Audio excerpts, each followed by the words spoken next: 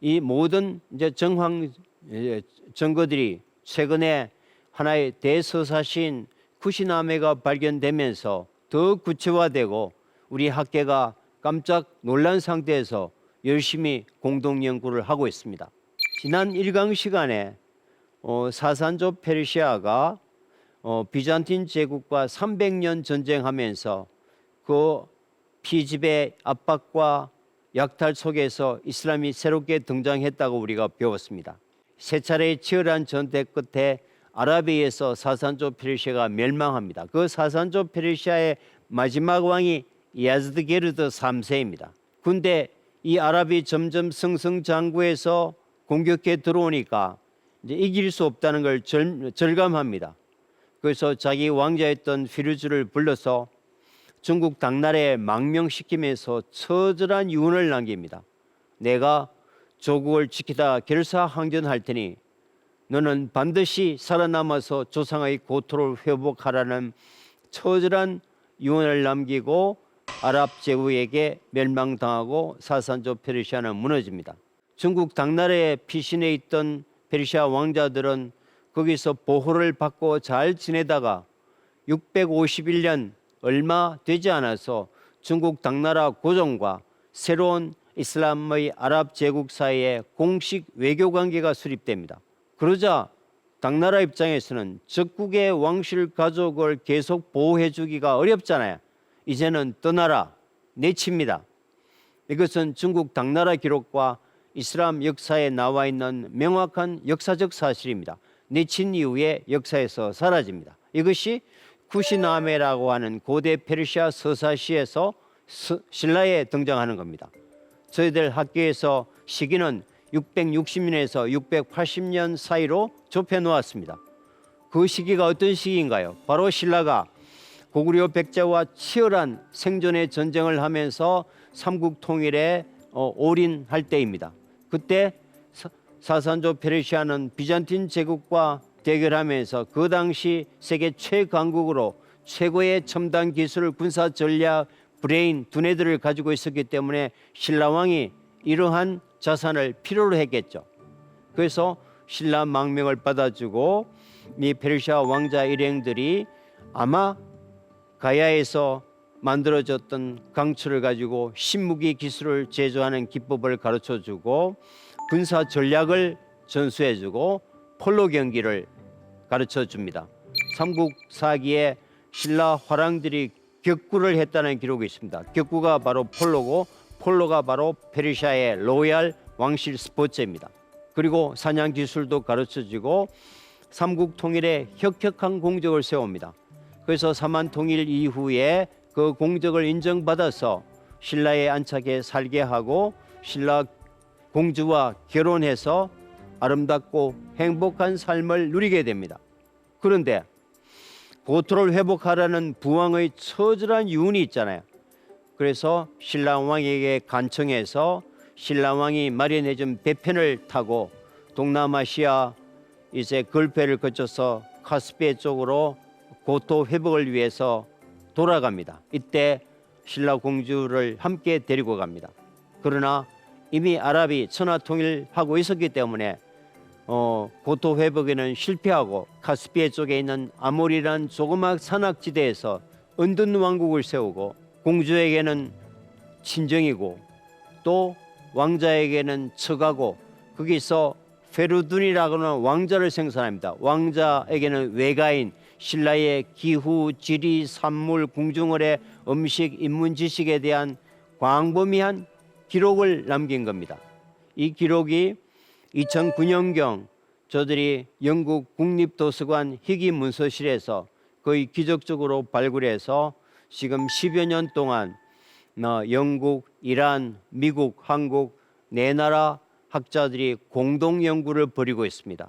그 전체 약 820쪽 중에서 500쪽가량이 신라에 대한 내용이고 그 내용에는 신라왕을 보좌하는 이야기, 천문사냥, 무기기술, 과학과 첨단 학문에 대한 이야기, 신라공주와 결혼한다는 이야기, 그리고 페르시아로 돌아가면서 그 신라공주와의 사이에 페루딘이라는 왕자가 탄생한다는 이야기, 신라가 위기에 처했을 때 이 아버지는 아비딘 왕자는 돌아가고 그 아들 페르든이 다시 군대를 이끌고 이제 신라 군대를 도와주기 위해서 신라에 돌아온다는 얘기까지 정말 우리에게는 흥미진진한 내용들이 많이 들어 있습니다. 이것이 이제 제가 가지고 있는 쿠시나메의 원본이고 이게 필사입니다. 세 필로 직접 기록한 820쪽 중에서 500쪽 가량의 신라에 대한 내용이니까 이것이 이제 영문으로 번역되고 미국에서 출판 준비 중입니다. 그리고 우리말로 번역된다면 우리 학자들이 이 내용을 통해서 우리 고대사를 다시 정리하고 부족한 부분을 보완하면서 이제 새로운 고대사의 우리와 서아시아 그 이후에 우리나라와 이슬람 세계의 관계를 재정립할 수 있는 이런 흥미로운 얘기들이 내려오고 있습니다. 그래서 이 페르시아 왕자와 신라 공주의 얘기는 단순히 학문 세계뿐만 아니라 다양한 콘텐츠로 만들어져서 이 문화계에서도 큰 관심을 불러일으키고 있습니다. 춤으로 제작되고 또 뮤지컬과 종합 음악극으로 만들어지고 애니메이션과 동화가 만들어지면서 어떤 글로벌 콘텐츠로 나아갈 수 있는 어떤 소중한 자료라고 생각이 됩니다. 그런데 그 이후부터는 사실은 역사 기록에도 이 아랍 사람들이 이제 신라로 또 한반도로 진출했다는 기록을 남기고 있습니다. 그럼 어떻게 왔을까? 처음부터 오만이나 페르시아만에서 이제 왔다기보다는 이미 중국 광저우를 중심으로 천주, 후주, 양주, 항주, 소위 말하는 중국 동남부 5대 도시에 이미 7세기 일찍부터 번방이라고 하는 아랍 페르시아 사람들의 커뮤니티 공동체가 형성되고 있었습니다. 이제 이슬람이나 중국 기록에 의하면 876년 중국에서 황소의 난이 일어났을 때 광저우라는 도시, 항구 도시 한 곳에서만 10만 명 가량의 이런 아랍계 외국인들이 희생됐다고 하니까 그게 살았던 사람들의 규모는 훨씬 컸겠죠. 우리의 상상 이상으로 많은 사람들이 중국 동남부 해안에 머물러 살고 있었던 것 같습니다. 바로 이 시기에 그 일본과 한반도와 중국 북동부를 연결하는 동북아 해상교역권은 여러분이 잘 아시는 장보고가 해신의 지위에 오르면서 절대적으로 장악하고 있었습니다. 이 장보고가 바로 바다 해상왕이지 않습니까? 바로 북쪽에는 신라방이 있었고 남쪽에는 아랍 사람들의 공동체인 번방이 공존하고 있었던 것 같습니다. 그 공존의 중간 지점이 제가 보기에는 이 양주인 것 같습니다. 저 화살표를 기점으로 이 일본과 한반도와 중국 북쪽을 잇는 산동반도는 이 동북아 해상교역권은 장보고가 장악하고 양조선을 기점으로 남방 무역은 아랍 페르시아 상인이 장악하는 양대 상권이었던 것 같습니다. 그런데 기록에 보면 바로 양주에 신라인들의 공동체인 신라방과 아랍인들의 공동체인 번방의 한 도시에 나란히 있었습니다. 실제로 제가 현장 조사를 해보니까 신라방은 지금 도시 계획에 편입돼서 집들이 많이 들었었고 번방에는 아직도 이슬람 후예들이 살고 있습니다. 그런데 845년에 어떤 일이 일어나나 하면요, 장보고가 피살되면서 이제 청해진이 혁파됩니다. 그러니까 청해진이 혁파되면서 이 장보고가 해신으로 장악했던 이 거대한 동북아 시장이 무주공산이 되고 무너집니다. 바로 양주까지 와서 신라 사람들과 간접 교육을 하던 아랍 페르시아 상인들이 어마어마한 동북아 시장을 관둘 리 없겠죠. 이제 장보고가 사라진 그 공백을 타고 직접 신라에 진출하게 되겠죠. 그게 언제라고 그랬습니까? 845년입니다. 근데 참으로 놀랍게도 바로 장보고가 피살되고 청해진이 혁파되는 845년에 아랍인들이 직접 신라에 진출했다는 최초의 기록이 등장합니다. 이게 역사적 우연일까요? 저는 필연으로 봅니다. 그래서 이번 크루다드비라는 아랍 학자가 쓴 왕국과 도로 총남에서 처음으로 845년에 아랍인들의 신라 진출을 기록하고 그 후부터는 18명의 아랍 학자가 쓴 이 23권의 필사본에서 끊임없이 신라를 기록하고 있습니다. 그럼 어떤 기록들이 들어있을까요? 중국의 동쪽 간수의 맞은편에 신라라는 나라가 있다. 간수는 보통 학계에서 우리가 항주를 얘기합니다.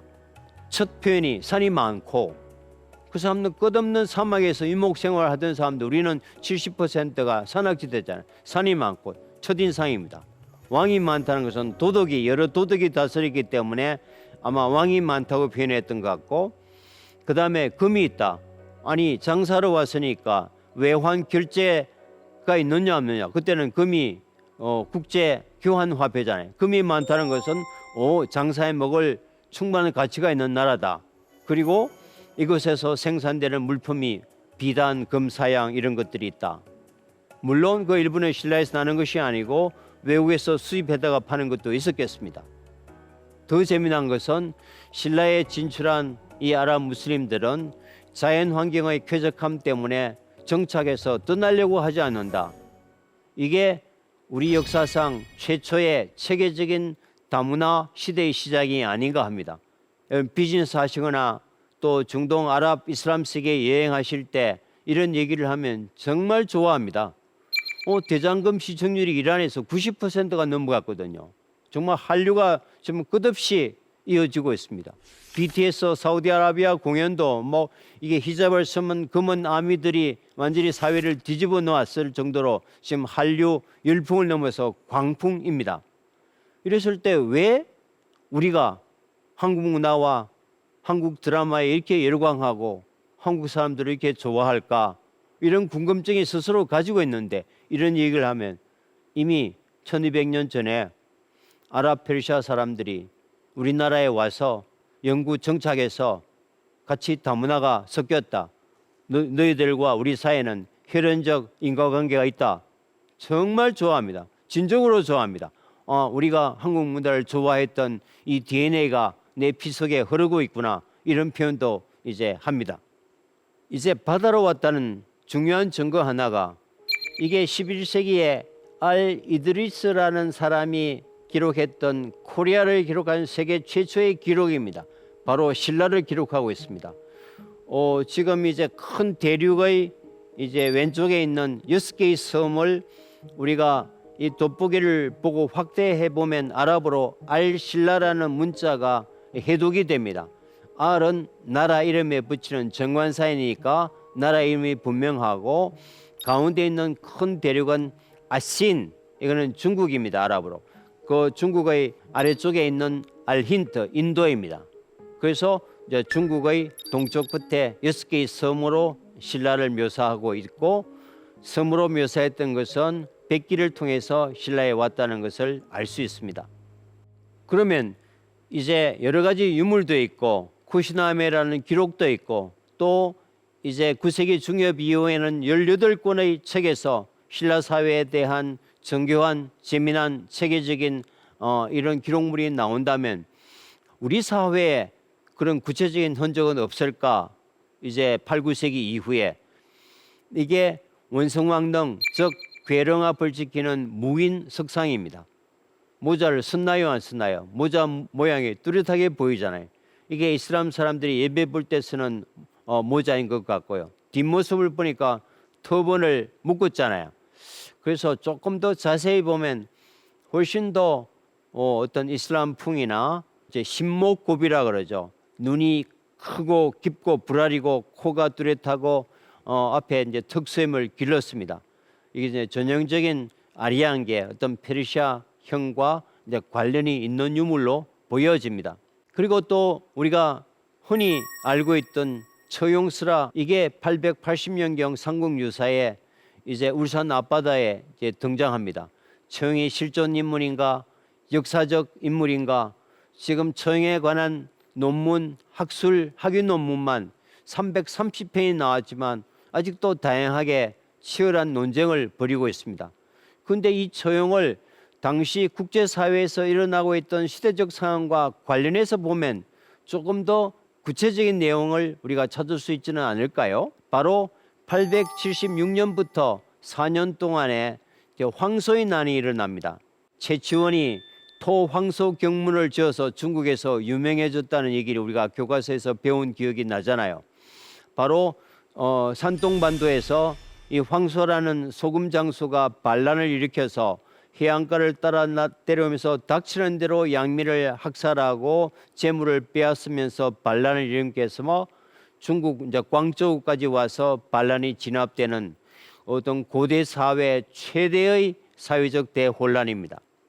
그런데 바로 이 황소의 난 때 중국 동남부 해안 지방에 일찍부터 정착해 살고 있던 많은 아랍 페르시아 상인들이 집단으로 학살당하게 됩니다. 그래서 이제 중국이나 이슬람 기록에 이 당시 황소의 난 때 희생됐던 외국인 상인들을 10만에서 12만 명으로 적고 있습니다. 그 외국인 상인들의 절대 다수는 아랍 페르시아 상인이었습니다.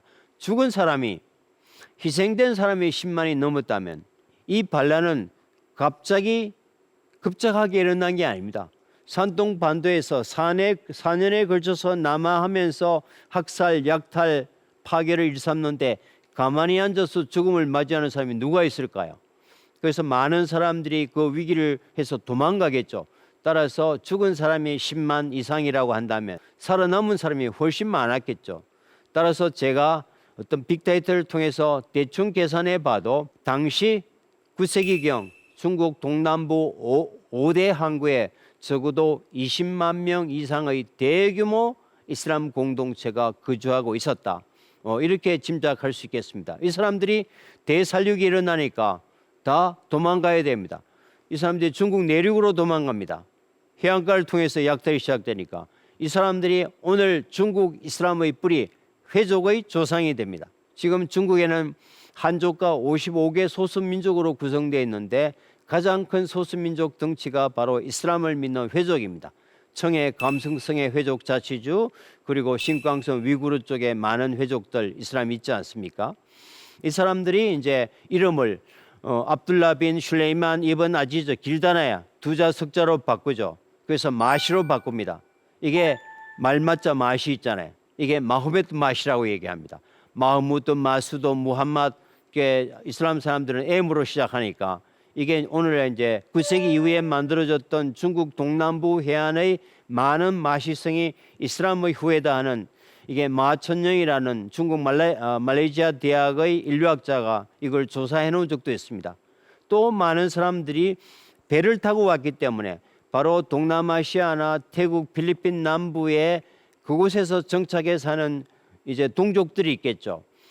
그래서 물건을 싣고 동남아로 돌아가서 그곳에서 기존 정착해 있는 사람들과 합해지면서 이슬람 공동체가 커집니다. 이것이 오늘날 동남아시아에서 이슬람이 뿌리를 내리고 커지는 배경이 됩니다. 오늘날 동남아 최대 종교가 이슬람이잖아요. 인도네시아, 브루나이, 그리고 상인들이 지나가던 태국 남부의 500만, 필리핀 남부의 500만이 다 이슬람화되어 있습니다. 바로 바닷길을 따라서 중국까지 오면서 그 지역에 정착해 살던 이슬람 공동체가 중국에서 이주해온 대규모 이제 동족들과 결합하면서 그 12세기경 동남아시아의 이슬람의 파고가 일어나는 원동력이 됩니다. 그런데 한반도로 도망오는 사람은 없었을까요? 장보고가 피살되고 신라로 직접 진출하는 아랍 최초의 기록이 845년이라 그랬죠. 그 이후부터는 끊임없이 직접 진출의 많은 기록을 남기고 있습니다. 880년이면 35년이 지났습니다. 한 세대가 훨씬 지났죠. 이미 중국 동남부 해안에 살던 이슬람 교육 산인들은 신라 경주를 향해서 한 세대 동안 안방 드나들듯이 정기적으로 오가는 상태에 있었습니다.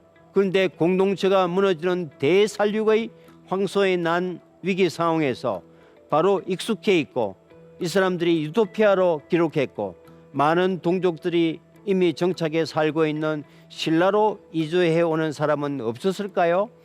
없었다는 것이 제가 보기에는 논리적 비약입니다. 바로 이때 처형이 등장하게 되는 겁니다. 이렇게 보면은 우리 한국사의 테두리에서 그 당시 국제사회에서 일어나는 엄청난 대격변을 우리가 고려하지 못하고 우리 역사만 보면 해석의 한계를 가질 수밖에 없지만 이 조금 더 통찰력을 가지고 글로벌 역사 속에서 우리 문화를 조망해 보면 우리 역사적 사실이 새롭게 밝혀질 가능성이 크다. 처용탈은 한국 사람은 아니죠. 역시 이방인입니다. 그런데도 이 처용은 지금 유네스코 무형문화유산에 등재되어 있고 우리 문화의 진수로서 세계 자랑하는 우리의 아름다운 전통문화가 되었습니다.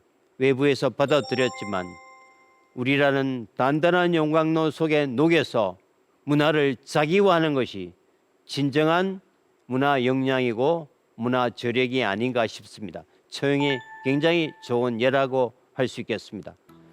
정리하면 황소의 난이 종결되는 시점인 879년 그 점에 처형이 신라의 울산 앞바다에 도착합니다. 지금까지는 우리가 우연의 일치로 보았지만 황소의 난을 잘 고려한다면 역사적 필연으로 보면 처형에 대한 재해석도 충분히 가능할 걸로 보여집니다.